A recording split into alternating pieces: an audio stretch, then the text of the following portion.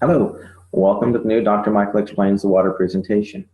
This is a more detailed explanation of the water presentation that I did on YouTube a while back that seemed to go viral. I've tried diligently to correct any and all mistakes that I made in that, and I'm trying to more accurately represent all the information. However, I need to clearly state that this is my personal opinion based on my personal research. It is not associated or affiliated with any water ionizer company whatsoever. With that said, let's begin.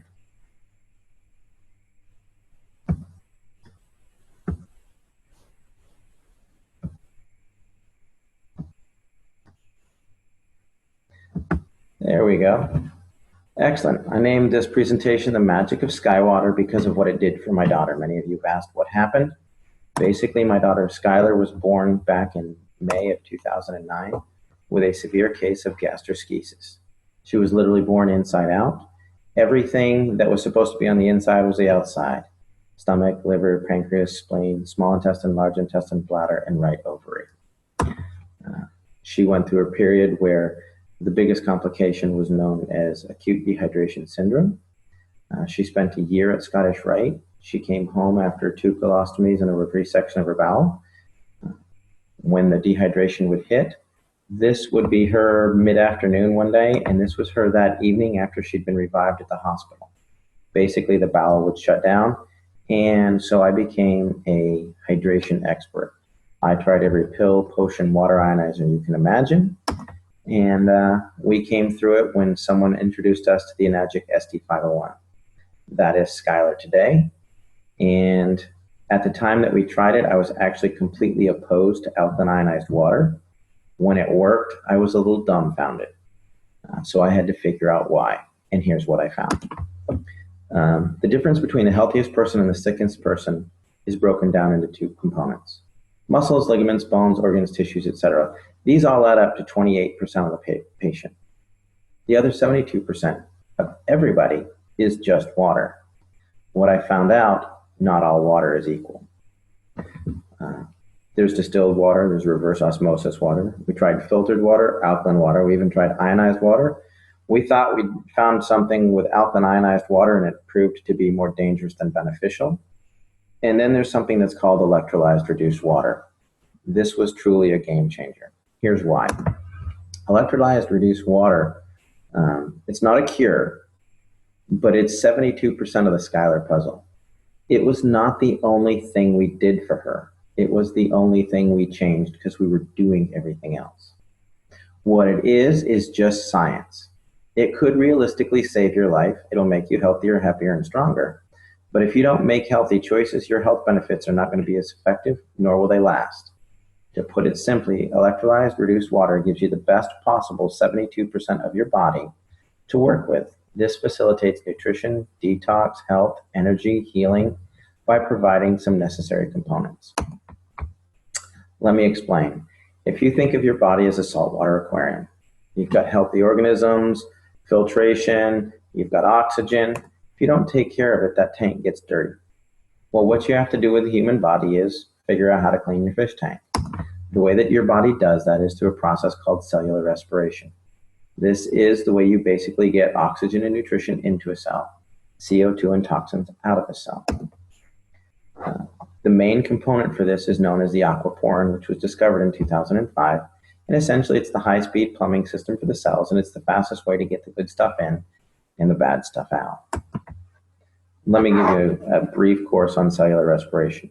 If you look over here, you'll see that there's a cell. There's some hemoglobin here. There's an aquaporin here. There's a charge. And this represents a cluster of water molecules that are electrostatically stacked together. Well, as your cell compresses, it excretes CO2 and toxins. When it pops open, it brings in oxygen and nutrition. When it collapses, it excretes CO2 and toxins. When it opens back up, it brings in oxygen and nutrition. This is called tensegrity. It's the premise by which an MRI works. The click, click, click, click causes the cells to open and close. The computer takes a picture, generates the image.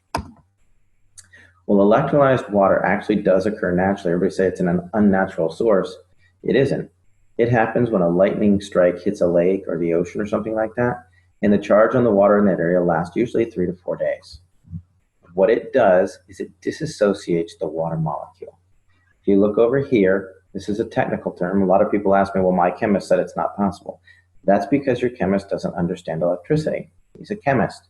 He's looking for a chemical means to do it. This is electrical. When you use electricity to burst the bond, you'll take this H2O molecule and you break off a hydroxyl or a hydrogen. Sometimes you break them both off. What that does is it releases molecular hydrogen, active oxygen, hydroxyl ions, which are a free radical scavenger, in a water that's literally restructured for rapid absorption, thus maximizing nutrition and detoxification. It's nothing more fancy than that. It is superior hydration because your body needs these four things. Let me explain. When your body goes to produce energy, you oxidize pyruvate that is then driven across a hydrogen-charged membrane into the Krebs cycle. In the presence of free electrons, you'll produce 32 to 34 ATPs. Then you need hydroxyls to scavenge out all the garbage. That's it. Works on a cellular level. Another thing that's different between electrically changed water and chemically changed water is electrically reduced water is not affected by stomach acid. The pH is a byproduct. When people say, oh, you need pH water. No, they don't. They need water with molecular hydrogen, active oxygen, and hydroxyl anions. Alkaline water is just water with more minerals. It is affected by the chemistry of the stomach. Electrolyzed reduced water is not. Another factor is it's self-limiting. The charge in the water only lasts for 3 or 4 days. Therefore, it's not going to build up in your system. If you have chemically altered water, it will build up in your system. It will affect blood pH because the calcium, magnesium, potassium get stuck there. Currently, I have not found any negative research on PubMed in regards to electrolyzed reduced water. That doesn't mean there isn't any. It means that I couldn't find any. So how does this work? Well, basically they took a lightning strike, put it in some medical grade titanium plates that were dipped in platinum and put it into a machine that's about the size of a coffee pot. And what it does is it takes this big clump of water molecules and zaps it. When it zaps it, it breaks it into smaller groups because it has an electrostatic charge, giving you some free electrons, the molecular hydrogen, active oxygen, and all that. The more charge you hit it with, the more it breaks it down. Here you've got 5 groups of 5 or 6 groups of 4. You could have 2 groups of 12. It just depends on the level of ionization. It's a rather simple process. If you think about this cluster of grapes, if I wanted to put all of these grapes into this bottle, I would rip each piece off and dump it in there. If I tried to cram the whole thing in there, there would be grapes that were rolling around the floor and missed the thing and all that. We want to get in as much as possible. These are not chemically bound molecules of water. If you chemically bind them, they're no longer water. They're not one giant molecule of water. It's a cluster of water molecules that are stacked together because they have a low electrostatic charge, a lot like Rouleau factor in the blood. Another way to look at it is when my son was rolling around on the carpet, his hair got a high static charge. He's actually holding onto a necklace that's not causing his hair to stand up. But what happens is the hair dispersed. It got its own little static charge and it caused it to stand up and spread out instead of laying down clustered together. When you ionize water, you're causing the water molecules to disperse. That's all you're doing. If you want to research this phenomenon like I did, don't use Google. It is my personal favorite search engine, but it's also the one that's most manipulated and hard to reference accurately. Besides, you can support anything with a quick Google search. The world was supposed to end several times. Just check Google. Instead, we're looking at something more scientific and how it affects the body. Do clinical research on PubMed, and you'll find that if you look up electrolyzed reduced water or hyphenate electrolyzed reduced water, molecular hydrogen, active oxygen, hydroxyl anions, free radical scavengers, you're going to find what I have found, that there's a lot of research to support this type of water. You're also going to find that if you look at pure alkaline ionized water, there's a lot of dangers that are associated with the remineralization component, which we'll get into in a moment. Molecular hydrogen is easily the primary benefit of electrolyzed reduced water. It literally charges the cell membrane of every single cell in the body, increasing its electrochemical potential. That means makes it healthier, able to get good stuff in and bad stuff out. It's also a critical component for the nervous system. There's a vast amount of research on PubMed in molecular hydrogen in Parkinson's, in MS, in autism, things like that. And finally, it works as a powerful antioxidant. The next component of the water is it is loaded with active oxygen. Active oxygen is what's required to produce ATP. It's what's driving the Krebs cycle. When you run out of active oxygen, your body starts to shut down because it can't work correctly. It's just like a fire. If you remove the oxygen, it goes out. Finally, there's the antioxidant and free radical scavenger components. Basically, iron in any acidic environment will start to rust. You can leave your tools from your garden outside in the rain and they're going to rust. Well, where do we have iron? We have it in hemoglobin, we talked about during cellular respiration, but we've also got it in the red blood cells. We got it in the brain, the kidneys, the lungs, the lymphatic system, the bones. If it's in an acidic environment, it's going to oxidize, which will create a toxic burden. Your body is designed to be slightly on the alkaline side. Today, we're flush with oxidative and acidic disease processes. The number one acidic disease process we have right now is cancer. It's actually, the prime cause is oxygen deficiency. You can look up Otto Warburg, there's some research on that. Don't Google it, go to PubMed, read the research. Number one acidic disease is hyperketoacidosis, which is basically diabetes. They're now causing autism, diabetes of the brain. Secondarily, all of your inflammatory diseases are acidic by nature. That's what's wrong with Skylar with her irritable bowel syndrome. Your arthritis, it's an acidic waste product. Fibromyalgia, hyperlactic acidosis. Chronic fatigue and endocrine stress is all associated with an acidic environment. And why are we becoming so acidic? Well, we drink coffee, tea, soda. There's an enormous level of reverse osmosis, water, which is misunderstood. You don't want water with the lowest parts per million of anything. That makes it acidic and it won't even carry a current. It's designed for coastal countries to have good water supply. If you do some clinical research on this, you're going to see that it's associated with MS, MD, and Alzheimer's. Most any of your bottled waters, all your big 24 packs, those are most likely reverse osmosis water that's had minerals added to it, which is dangerous in its own sense. You don't get your minerals that way. Here's a couple of guidelines for hydration. If you're a regular healthy person, you want to drink about 50% of your body weight in good water every day. If you have acute health issues, this could be dehydration from working out in the yard, excessive level of sports, you could have the flu, you may want to drink nearly 75% of your body weight in ounces. However, if you have a chronic health issue, cancer, diabetes, something like that, you may need to drink up to 100% of your body weight in ounces. However, you got to be careful because your physician can specifically reduce your water intake for congestive heart failure, kidney disease, things like that. So why do I say that sodas and pH are important? Well, if you look at this scale over here on the left, it's red. That means it's going to make you rust. Over here, the blue will make you beautiful. This is what a typical capful of soda can do to the body. This is a 32-ounce bottle of pitcher of 9.5 water. You can see the pretty blue color. It's loaded with hydrogen, oxygen, etc., etc.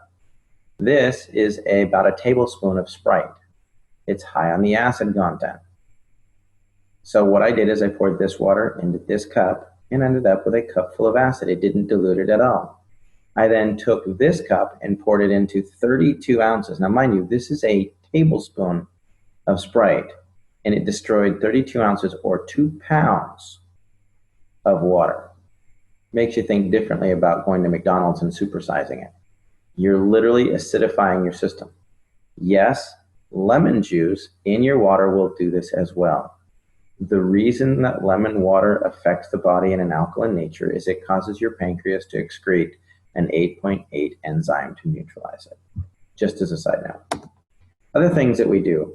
This was huge for Skylar. And I didn't realize it was such a big deal because we ate a lot of organic food, but you can use this water to clean your veggies. These are cherub tomatoes that I used to buy and just rip the top off and start eating them. I washed them in the 11.5 water from my SD501, and that is what came off. I was appalled. I was amazed. It tasted like they were fresh garden tomatoes. And when you smell this, it smelled like there was Windex or cleaning agents in that glass. And the reason that that happens is because all of your pesticides are petroleum-based, so they don't wash off. Another thing we use it for is our pet. I thought this was funny, so I'd include it. Thanks, Henry. This looks great and all, but does your house have any Kangen water? You know, we did the proverbial test. Put out a bowl of tap water, put out Kangen water. Callie will drink the Kangen water every time. Another thing is the disinfectant aspect of this. This isn't just 2.5 strong acid. Because it has that solution chamber on the side, which 90% of all water ionizers on the market do not have. This machine produces 2.5 electrolyzed hypochlorous acid. The other machines do not. That is very important. Electrolyzed reduced water has been shown to kill MRSA, Kripke staph, E. coli staph, strep, all of that. Even worked on the C. diff. That was a problem with Skylar. None of the other water ionizers that do not have a specific saline solution can produce hypochlorous acid in an FDA-approved level. And let me explain. In 2009, 2 months before Skylar was born, the FDA approved hypochlorous acid. It's a sterilant. It will kill just about anything. They're now starting to use it in all hospitals all over the world and places like that. A lot of physicians are using it, wound care specialists.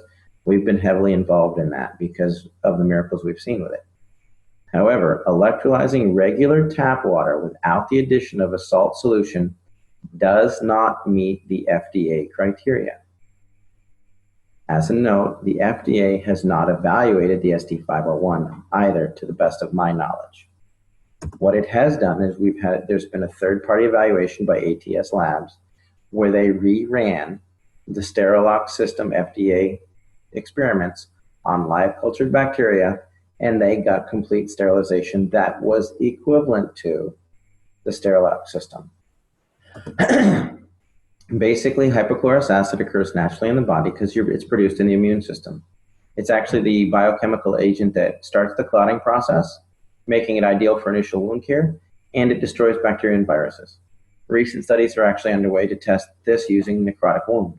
I'm working with several physicians and wound care specialists as it pertains specifically to necrotizing fasciitis, gangrene, MRSA, things like that.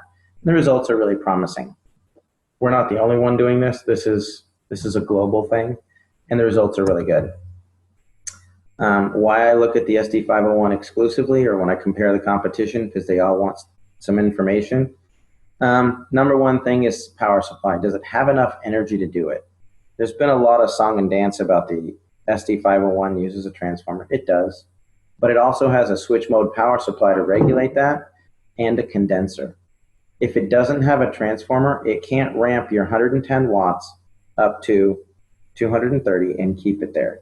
Switch mode goes up and down, up and down, up and down. What this transformer does is it ramps it up, and the switch mode will start to slow it down, but the condenser allows them to work together to keep a nice stable stream of energy. On top of that, you need enough amperage. A half amp to a 1 amp machine is not going to get it done. Doesn't mean it's not a good machine, it just means it's not comparable to the SD501. You need 2 to 3 amps to make it effective. You can ask any electrician. The voltage doesn't really matter, the amperage will kill you. The next component is you need a large quality plates. Most competitor plates are about 53 square centimeters. The Enagic plates are nearly 90 square centimeters each. So if you have one of the competitor machines with 12 plates, they've got like 600 square centimeters. Well, the basic Enagic SD501 has 640 square centimeters. The Kangen 8 has 720 square centimeters. So just because it has more plates doesn't mean the plates are the same size. Next, I look for a liquid saline electrolysis enhancer. That's because it's the only way to produce FDA-approved levels of hypochlorous acid. If you're looking at a competitor's machine with 12 plates and a pH that goes from 1.1 to 12, and it doesn't have a saline solution enhancer, it's not a comparable machine. It will not do the same thing. Yes, it will produce 2.0 pH water, but it will not produce hypochlorous acid which is what you're looking for. Another thing to avoid is anything that says energy saver. When it says energy saver, it means it's underpowered. If it's underpowered, they're going to add in minerals and remineralize it and the necessary minerals for your body. That means it doesn't have enough power to get the job done. If they come in with a super fancy plate pitch, it's plated and it's mesh and it's a hybrid and it does this, you don't need it because solid plates are the most stable plates there are. And yes, they need more power to run effectively. And anytime they say there's a lifetime warranty, there's no such thing. I've bought several machines that I'll explain in other videos. We're getting to do a detailed thing on competition.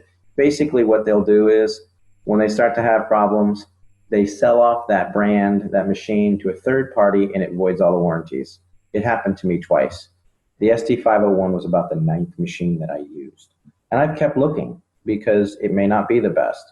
I research this regularly, and sure enough, it comes out on top every time. I'm just going to hit this. Basically, when you're looking for power factors, it's watts times amperage times surface area. The ST501 has 358,000 PEUs. A typical 110 watt unit with 268 square centimeters of plate, which is a 5-plate machine and a half amp, is only at 14,000 PEUs, or about 4% of the power, so they have to add minerals. Finally, don't own a machine that you can't clean. I see a lot of line about plates, calcium, and auto cleaning. The Enagic SD501 auto cleans itself every 15 minutes. And they have a manual cleaning cartridge that gets rid of not just the calcium on the plates, but the calcium in the lines. It gets rid of the calcium, the mold and the stuff in the lines and the housings. I've taken apart several machines and they're loaded with mold in the housings, the tubing, but the plates look good. Some of the plates erode on some of the competitors, but that's another thing. In fact, most municipal water supplies are getting worse and worse and worse. And Enagic is staying abreast of this and realizes that they need to have a dedicated team of technicians that can completely clean your machine. If you can't clean your machine, you're most likely going to be drinking mold. That's my opinion. I could be wrong. But the machines that I've taken apart, I found mold in every one of them. And I took care of them according to manufacturer's standards. Here's a couple of plates. This is the size of the plates on my Royal machine. When it stopped working, this is a Jupiter. They look scorched. This was the SD501. These are about 6 years old. I had some corrosion here. This was my microlight. When the company failed to honor the warranty that was lifetime, I took it apart to see what was inside. You can see there's a burn mark here where the plate started to corrode. This is the Jupiter. Actually, if you come back here, you can see this is the mold that I was talking about in the lines and in here. Now these, mind you, were machines that never needed cleaning. These plates don't have any calcium on them. They were accurate. There's no calcium on the plates, but the machine was not clean. There's a reason why everybody compares themselves to the SD501.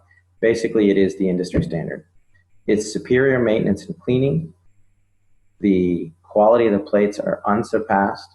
The superiority of the power supply, to the best of my knowledge, it's the only one that uses a transformer and an SMPS and has a condenser. You can literally unplug an SD501 while it's running, and you're going to about another 10 seconds of power out of it. And that's just draining out the condenser that makes sure that the power stays even. It's one of the longest companies in the history of the industry. They have a wider diversity of uses for the water, the types of water it produces. And it's one of the few that actually use an electrolysis solution for hypochlorous acid. If their machine is bragging that they don't use a solution, it doesn't work. You can't use it for sterilization, period. Why I personally feel the ST501 is the best, I tried 8 or more alkaline water ionizers. Bottom line is it worked for Skylar. Within 4 days, 80% of her symptoms had resolved. She had her first solid bowel movement in 10 days. And within 6 months, she was off feeding ports. Was it the water? Yeah, because it was the only thing left to try. Did it cure her? No. We were doing a lot of things. Enzymes, probiotics. She was doing her medications. She was doing protein powders, MCT oils, medium chain triglyceride. She was doing all that. But the water was allowing it to get into the cell and the bad stuff to get out. The short answer is it produces 7 types of highly bioavailable water. It is already endorsed by thousands of hospitals and used thousands of doctors and used in hospitals all over the world. The drinking water it creates has high levels of hydrogen, oxygen, and antioxidants.